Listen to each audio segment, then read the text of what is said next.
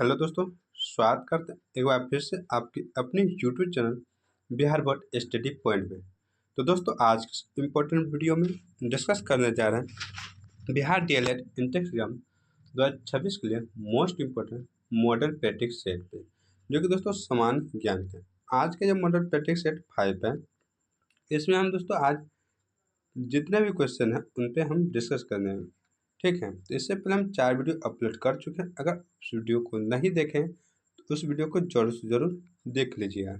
और दोस्तों, हम इस वीडियो में जहाँ जहाँ पे क्वेश्चन करेंगे उनका आंसर आप कमेंट कर जरूर दीजिएगा। इससे आपको यह पता चलेगा कि आप उस क्वेश्चन का आंसर जानते हैं या नहीं। अगर नहीं जानते हैं तो आप उनसे रिलेटेड और 5-6 क्वेश्चन आप याद कर सकते हैं। यानी कि वो एक बार दोस्तों कहते हैं ना कि पहले धोखा के बाद शतक हो जाता है। तो जैसे क्वेश्चन गलती होगा तो उससे रिलेटेड आप 5-6 क्वेश्चन याद रखिएगा।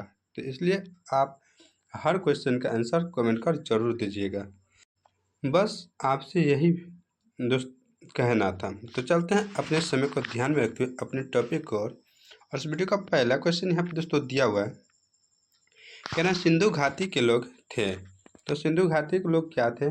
ऑप्शन देखते हैं, शाकाहारी, मांसाहारी, शाकाहारी और मांसाहारी दोनों, और डी में है गाय का मांस नहीं खाने वाला। तो सिंधु घाटी के जो लोग थे ना, ये दोस्तों शाकाहारी और मांसाहारी, यानी कि साग सब्जी जो प्रकृति से उपजता है वह भी, जैसे गेहूँ, धान, चना, मसूर, दाल और उसके बाद दोस्तों यहाँ पे मांसाहारी में जैसे भेड़ का मीट, उसके बाद दोस्तों जो भी था सूअर का मीट है। इसके बाद दोस्तों आप याद रखिएगा मछली, फिर मांस जितना भी है ये दोनों खाते। तो ऑप्शन नंबर सी बिल्कुल राइट आंसर है। नेक्स्ट क्वेश्चन यहाँ पे है, द्वितीय जो बौद्ध सभा हुआ था दोस्तों, इनका आयोजन कहाँ पे हुआ था? ए राजगिरी, बी वैशाली, सी पाटलिपुत्र और डी मगध।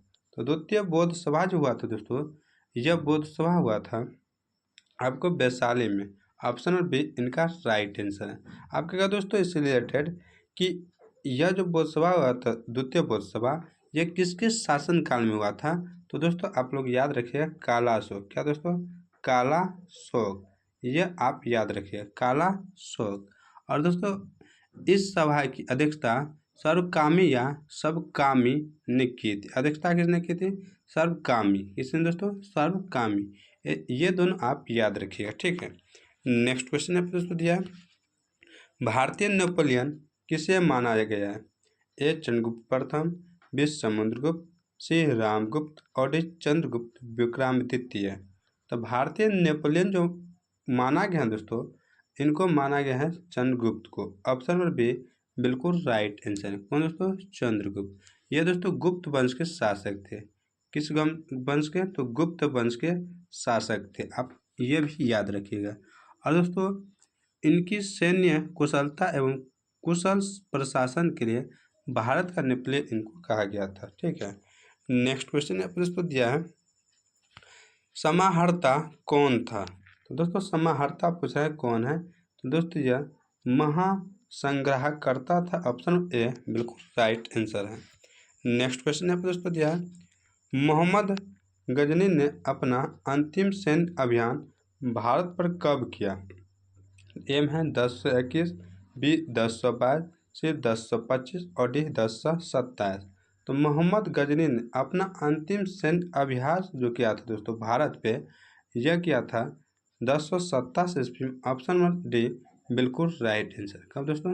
1027 ईस्वी में। आप इनको याद रखिएगा। दोस्तों भारत पर किया गया 17वां आक्रमण उसका अंतिम सैन्य अभियान था। कौन सा दोस्तों? 17वां। ठीक है, नेक्स्ट क्वेश्चन आपको दोस्तों दिया कि चालीसा ग्रुप की शक्तियों को किसने तोड़ा?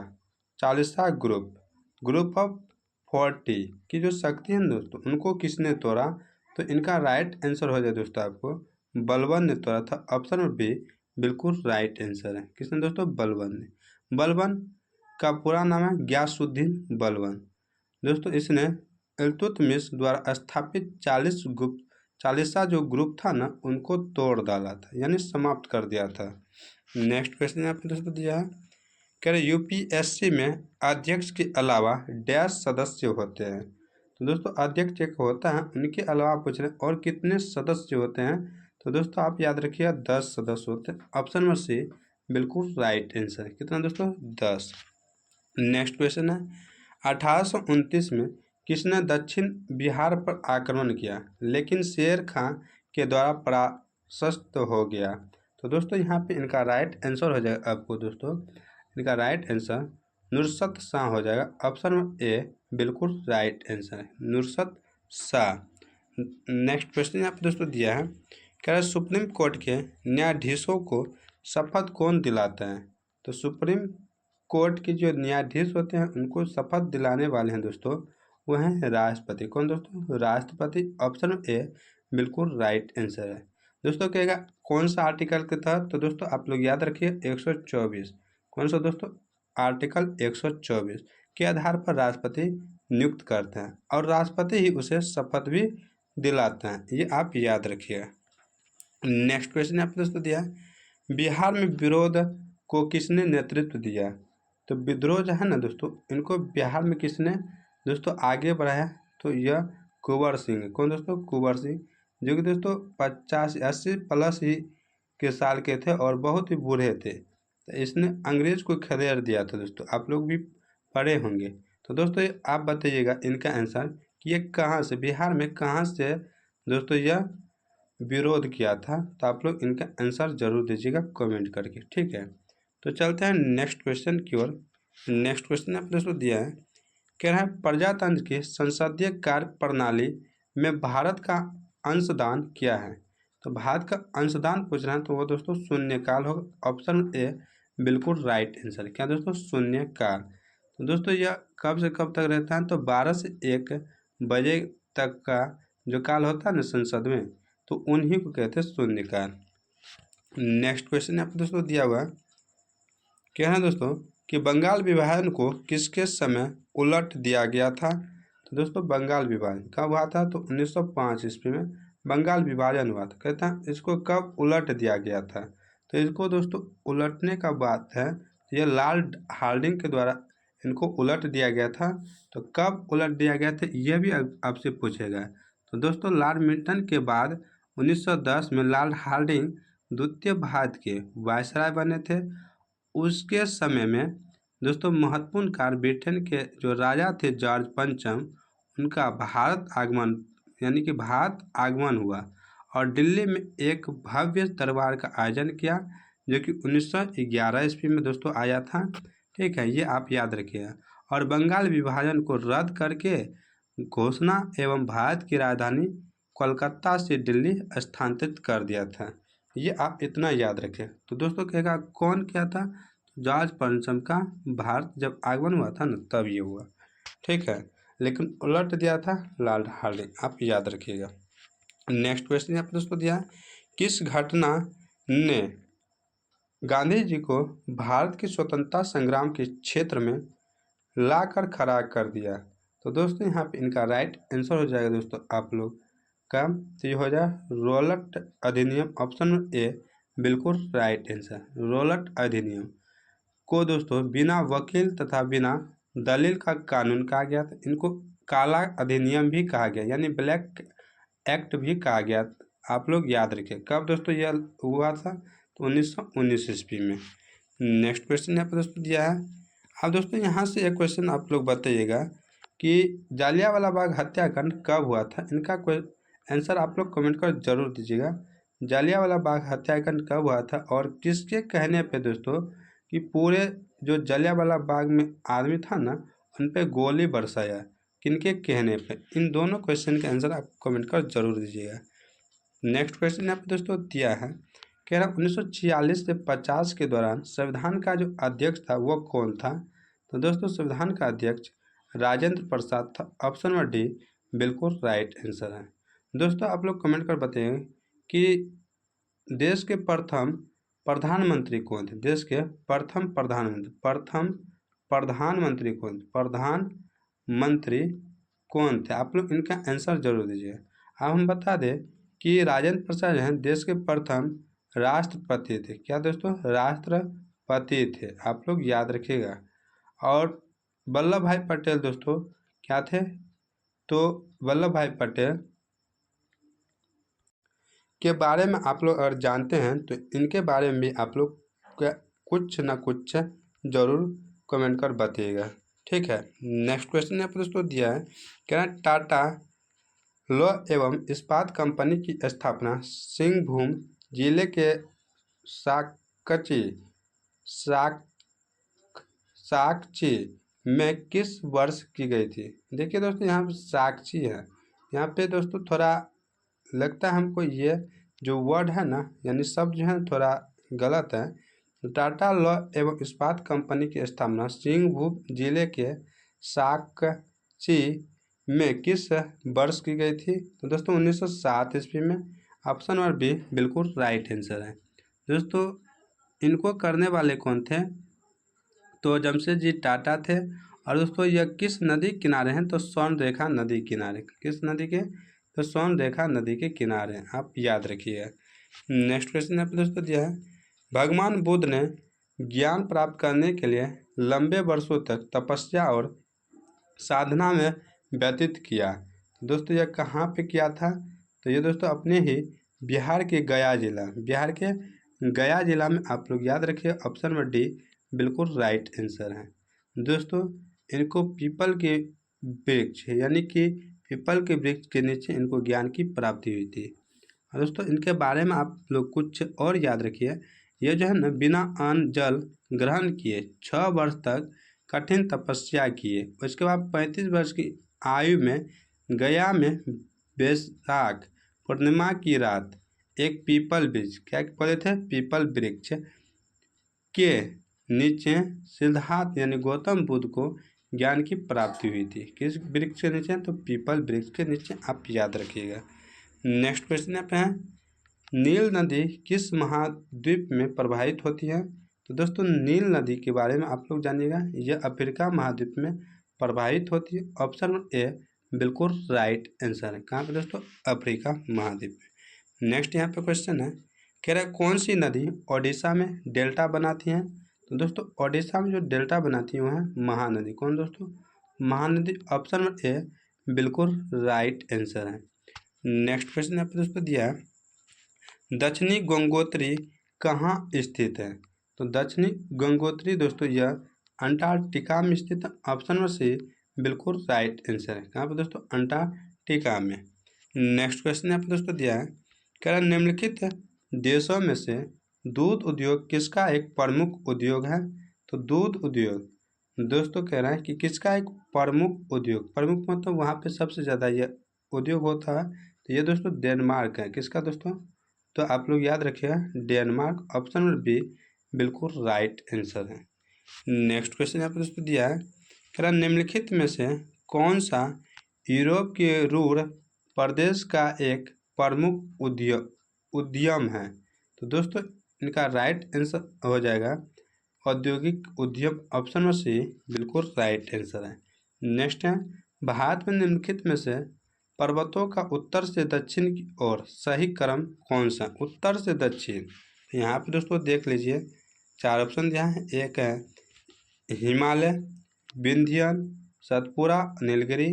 बीम है सतपुरा, विंध्यन, हिमालय, नीलगिरी। सीम है विंध्यन, सतपुरा, नीलगिरी, हिमालय। और डी में नीलगिरी, सतपुरा, विंध्यन और हिमालय। यानी कि ये दोस्तों जैसे भारत हुआ ना, क्या है ये दोस्तों, भारत हुआ। क्या हुआ, भारत। तो ये आप लोग याद रखिए, ये भारत का कहते हैं उत्तर से दक्षिण, ये उत्तर है और इधर दक्षिण आएगा। तो इस तरह से कौन कौन से पर्वत हैं इनके बारे में यहाँ पे पूछ रहा है।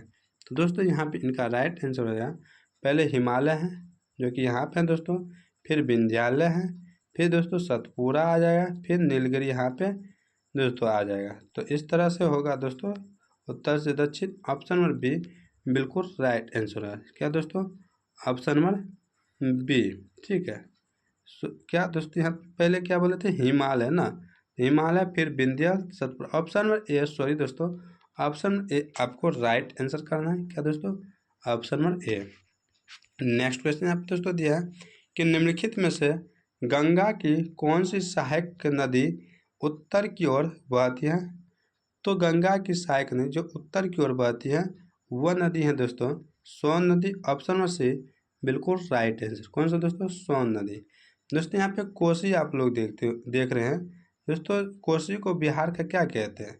आप लोग कमेंट कर जरूर बताइएगा कोसी को बिहार का क्या कहते हैं, जिसके कारण दोस्तों पूरे बिहार में बाढ़ आ जाता है। और दोस्तों ये उत्तरी बिहार में बाढ़ लेता है, लेकिन दक्षिणी बिहार में तो सूखा रहता है, आप लोग जानते ही होंगे। तो उत्तरी बिहार में जो बाढ़ आता है तो जो कोसी नदी है इनको क्या कहा जाता है? बिहार का। ठीक है, नेक्स्ट क्वेश्चन यहाँ पे क्या निम्नलिखित राज्यों केंद्र शासित प्रदेशों में से किसमें जुआरी नदी प्रवाहित होती है? आप देखिए दोस्तों जुआरी है, तो जुआरी मतलब ये नहीं कि कोई कुछ जुआ खेल रहा है, वो नहीं। जुआरी नदी कौन सी है? तो दोस्तों वो गोवा में। कहाँ पे है? गोवा में। ऑप्शन नंबर बी बिल्कुल राइट आंसर। नेक्स्ट क्वेश्चन है निम्न में से किस भारत सरकार का प्रथम विधि अधिकारी समझा जाता है? तो दोस्तों यहाँ पे इनका राइट आंसर होगा महान्यायवादी। ऑप्शन नंबर सी बिल्कुल राइट आंसर होगा। क्या दोस्तों? महान्यायवादी।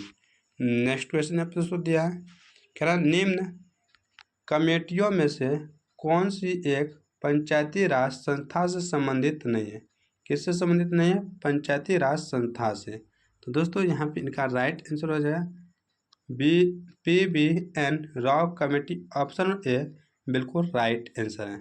अब दोस्तों पंचायती राज संस्था से संबंधित नहीं ये, लेकिन संस्था से अगर संबंधित कहेगा तो आप LM क्या दोस्तों? LM सिंघवी कमेटी याद रखिएगा, अशोक मेहता समिति याद रखिएगा, बलवंत राय मेहता समिति याद रखिएगा।